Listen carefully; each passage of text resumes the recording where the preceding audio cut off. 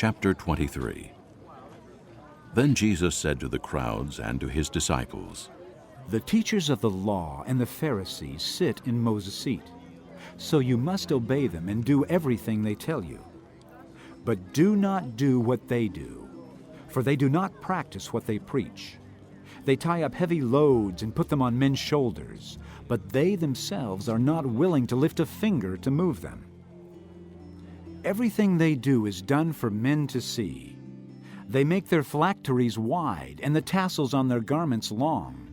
They love the place of honor at banquets and the most important seats in the synagogues. They love to be greeted in the marketplaces and to have men call them Rabbi. But you are not to be called Rabbi, for you have only one master, and you are all brothers. And do not call anyone on earth Father, for you have one Father, and he is in heaven. Nor are you to be called Teacher, for you have one Teacher, the Christ. The greatest among you will be your servant. For whoever exalts himself will be humbled, and whoever humbles himself will be exalted. Woe to you, teachers of the law and Pharisees, you hypocrites! You shut the kingdom of heaven in men's faces. You yourselves do not enter, nor will you let those enter who are trying to.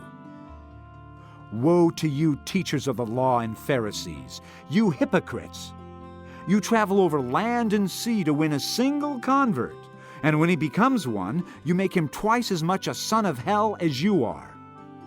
Woe to you, blind guides! You say, if anyone swears by the temple, it means nothing. But if anyone swears by the gold of the temple, he is bound by his oath. You blind fools! Which is greater, the gold or the temple that makes the gold sacred? You also say, if anyone swears by the altar, it means nothing. But if anyone swears by the gift on it, he is bound by his oath. You blind men! Which is greater, the gift or the altar that makes the gift sacred?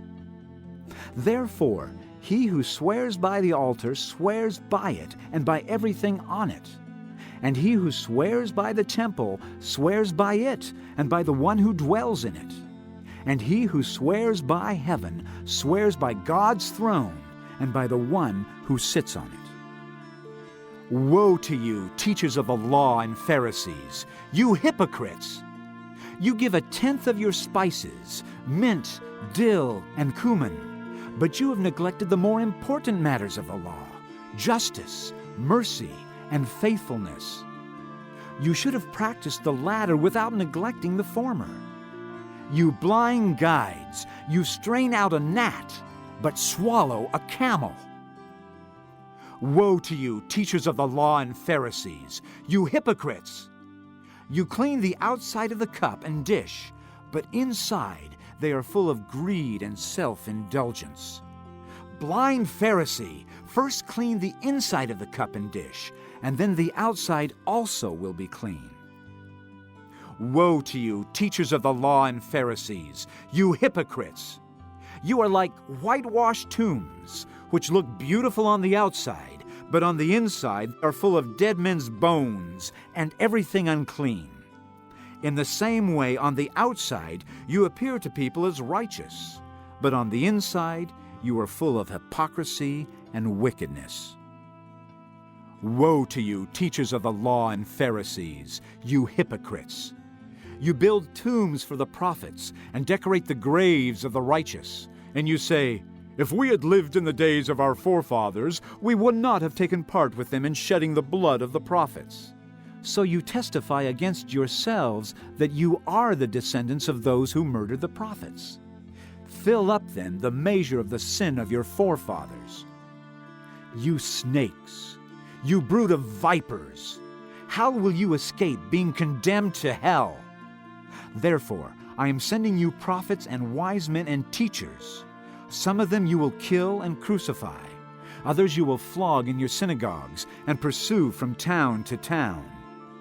And so upon you will come all the righteous blood that has been shed on earth, from the blood of righteous Abel to the blood of Zechariah, son of Berechiah, whom you murdered between the temple and the altar. I tell you the truth, all this will come upon this generation.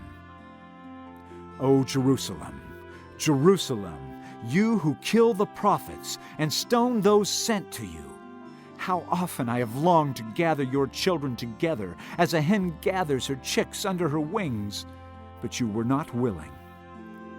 Look, your house is left to you desolate.